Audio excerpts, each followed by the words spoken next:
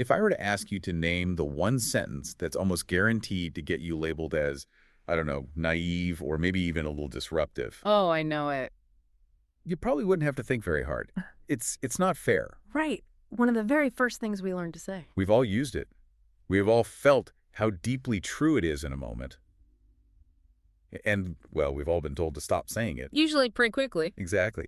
But today, we're doing a deep dive into an essay that argues this phrase is anything but childish. It's actually a precise, accurate report from the most honest part of ourselves. A really fascinating take on it. Our mission is to unpack It's Not Fair, which is an essay by Pedro Mala, the founder of the Ghost movement. We're going to trace how this simple primal sentence reflects a deep knowledge of consistency and dignity. And how denying that knowledge really shapes our relationship with authority and with, all the complex systems we live in. It's a really powerful way of looking at human experience because it just insists on taking that phrase seriously. It does. Mala's point is that when we say it's not fair, we aren't trying to initiate some debate about, laws or high-minded morality. No. We are just stating an internal truth, a measure of misalignment that our body registers, instantly. Okay, let's unpack that. That immediate, almost visceral reaction. This is what we're calling the body's first report. Malha says this phrase arrives before explanation, before politics, before morality has a vocabulary. So tell me more. Why is it primal? It's primal because it comes before judgment. Just think about it for a second. A small child doesn't need to understand social contracts or tax law to recognize when something is inconsistent. Right, of course not. So the essay frames it not as an accusation, but more as a naming of a mismatch. The gap. The gap between what was reasonably expected, based on tone or history or a promise, and what actually just happened. I can picture that so clearly. It could be something really small, like seeing a rule applied super strictly to one person. And then completely ignored for somebody else. Yeah. Or receiving care that felt genuine one day, only to have it just withheld the next for no reason. Exactly. The report is triggered by that uneven application, and what's so crucial here is the physicality of it. Oh, so? Malha actually details the physiological reaction when fairness is gone. He says it's a tightening, a heat, a pause. Wow. It's an immediate neurological signal that the ground underneath you isn't level anymore. It's your nervous system basically screaming, "Warning! Inconsistent pattern detected." That makes the definition of fairness so much clearer. It's not some huge philosophical idea. No, it's consistency. It's consistency. Yeah. So for a child, fairness is just sensed through reliability, whether protection shows up when it's supposed to, Yeah. whether an emotional response holds its shape. Yes, and that's why fairness, when it's actually present, feels, ordinary. And it doesn't even register. It allows your attention to rest. If you're consistently treated with dignity and your world is reliable, you don't waste time analyzing it. Your attention is free. But the moment that consistency breaks, The body reacts. And that primal sentence, "It's not fair," it just emerges to signal that breach. so if the body reports it that clearly, what happens when that report is just continually denied? Yeah. This is where the story turns, right? We move into what Malha calls the silencing. Precisely. As we grow up, as we enter social structures, school, family, we are very quickly taught that this accurate report is unwelcome. Disruptive. Too simple, too disruptive. We're encouraged to replace that visceral truth with intellectual reasoning Yeah. and explanation. Okay, but I have to push back here just to be the critical voice for our listener. Please. Isn't this sentence, "It's not fair," sometimes just, an expression of childish entitlement? Yes. Especially from an adult. How does Mala separate this accurate report from just, self-interest? And that's the critical distinction. He argues that the sentence gets associated with entitlement because the accurate report was denied in the first place. The key insight is that the sentence itself was not wrong.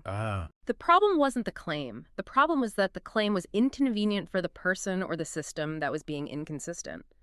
It was an accurate report the body registered long before the mind could form a policy critique. So if that accurate report keeps getting filed and it keeps getting denied or even punished, the person has to adapt. They have to. And that adaptation is what shapes the adult personality, and it's Yeah. often completely misread by everyone else. It creates a deep fundamental shift. When that inconsistency repeats, when the rules change based on who's in the room or what mood the boss is in, the body learns. It learns. It learns to watch and to scan. And Mala is so insistent on this point. This is learning, not cynicism. The person is just collecting data on how unreliable their environment is. I see. And that process of watching and scanning creates what he calls the careful person. Yes. So that's a person who hesitates before they trust, who notices those tiny discrepancies in tone or policy, and who develops this internal radar for when what is said doesn't match what is done. Think about it in a workplace. The careful employee is the one who sees the gap between the company's stated values on, say, diversity, and who actually gets hired. Right. They're the one who hesitates before committing to a new project because they remember the last one, where the goalposts were moved at the very last minute. This isn't negativity, it's just informed caution. And then that informed caution gets a label. It does. That carefulness, that hesitation, it gets dismissed as negativity, resistance, or unwillingness to engage. But the deeper truth, according to Mala, is that it's just pure memory. It's the physical, embodied memory of being dismissed or being punished, or of care being withdrawn after they dared to speak up. So these aren't intellectual arguments they're holding on to. Not at all. They are internal markers. The essay suggests these memories sit not as points in the mind, but in posture, breath, and hesitation. It's the body preserving the evidence. Let's take that person, that highly attuned, careful individual, and move them into a bigger arena. To segment 3, uniformity versus fairness in systems. When we leave our immediate environments, we look to larger structures, corporations, governments hoping they'll provide the consistency that might have been missing earlier. And that's a totally rational hope. We want institutions to be that consistent authority. But systems, to manage complexity and millions of people, they have to rely on generality. On uniformity. Policies, categories, procedures. They promise fairness through uniformity. Everyone gets the same form. Everyone falls under the same policy number. But here is the critical pivot point in the essay. This is where Malha says, uniformity is not the same as fairness. And this is the core conflict. It drives so much adult disappointment. Uniformity means treating every single case the same, regardless of context. Fairness means ensuring the outcome respects dignity and specific need. Can you give an example? Sure, take a standardized housing application. Uniformity means everyone has to provide 3 months of pay stubs, period. But what if one applicant is self-employed, runs a cash business? The system can't handle that. It sees them as an inconvenience. It reduces the complexity of their human reality to a simple failure of compliance. The system becomes more invested in its own coherence than in the person. It's prioritizing the logic of the spreadsheet over the logic of a human being. Precisely. And when this happens over and over, the system starts to lose its credibility. It's not some sudden collapse. It's a slow internal erosion. It stops feeling believable to the very people it's supposed to serve. This happens when the mechanical application of a rule gets prioritized over visible human harm. The rule's applied, harm results, but the outcome is defended because, well, the procedure was followed. Yes. The essay just nails it by saying this is when explanation replaces listening. Wow, that's powerful. The system gives you a legalistic reason for why the outcome is uniform, insisting that this makes it fair, but it completely ignores the actual human experience. And that misalignment, it registers internally long before we can even write a formal complaint. The internal sentence just goes quiet. So that protest turns into watchfulness. Into a conditional posture, not an external protest. Yeah. Which moves us right into segment 4. Loyalty and the refusal to normalize distortion.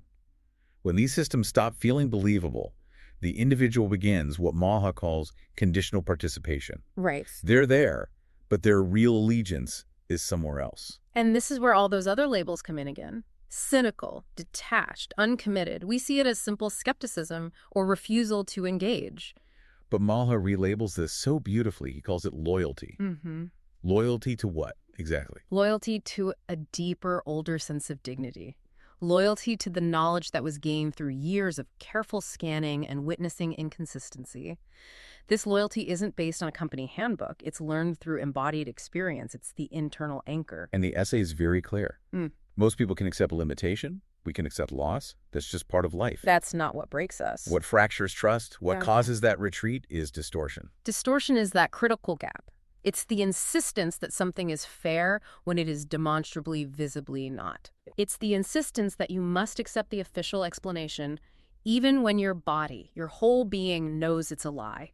When you're told again and again to ignore that gap, to accept their explanation over your own lived experience, that's when trust just erodes completely. And that's where the idea of drifting comes in. The person might look like they're present, but their commitment is strategic. They're just minimizing risk, protecting themselves. And Mala says this drifting is often a form of self-care. It's a refusal to normalize the distortion. It is the internal choice to avoid becoming complicit in something that is so clearly misaligned. So the person isn't rejecting the structure itself necessarily. No, they're rejecting the structure's insistence on meaninglessness. They are holding on to meaning by quietly refusing to comply with the lie. This brings us to the final and I think most profound framing in the essay, segment 5, from protest to orientation. Yes. If we pull all this together, fairness stops being this abstract demand we make on the world. It becomes an internal reference point. It's the memory, the enduring memory of what consistent care actually felt like. It's a measure against which all systems are sensed and then judged. It's the gold standard we carry inside us. And this memory is why we recognize unfairness so quickly as adults. It's not that we're demanding something new or revolutionary. We are just remembering something old and true. And that knowledge doesn't just vanish because it's inconvenient for a policy manual to recognize it. No. And this internal recognition, it creates a crossroads.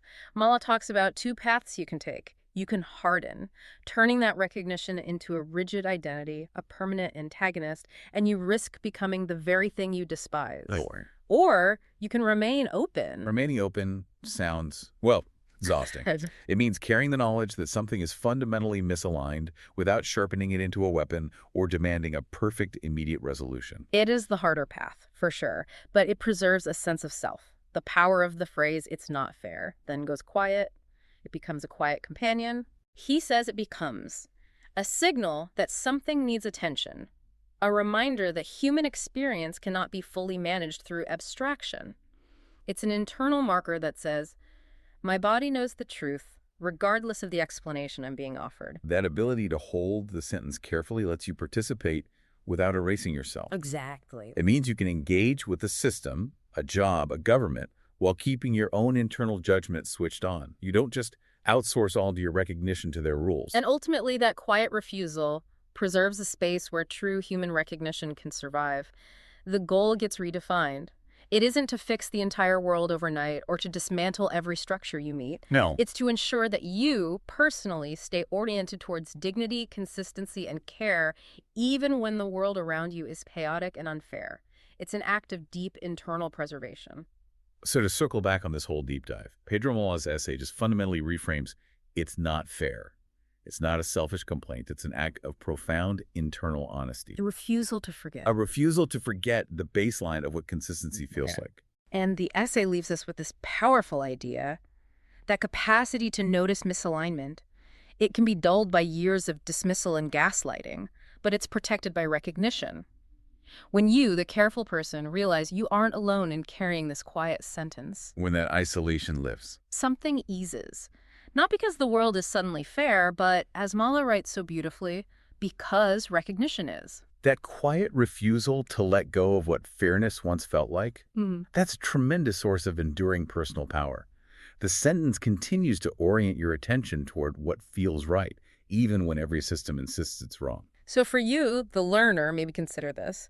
What structure or system in your life insists that its policies are perfectly aligned, perfectly coherent, when your posture, your breath, your hesitation tells you something else entirely? Where does that quiet internal sentence, "it's not fair," still live inside you, acting as your compass toward dignity? Thank you for joining us on The Deep Dive. We'll see you next time.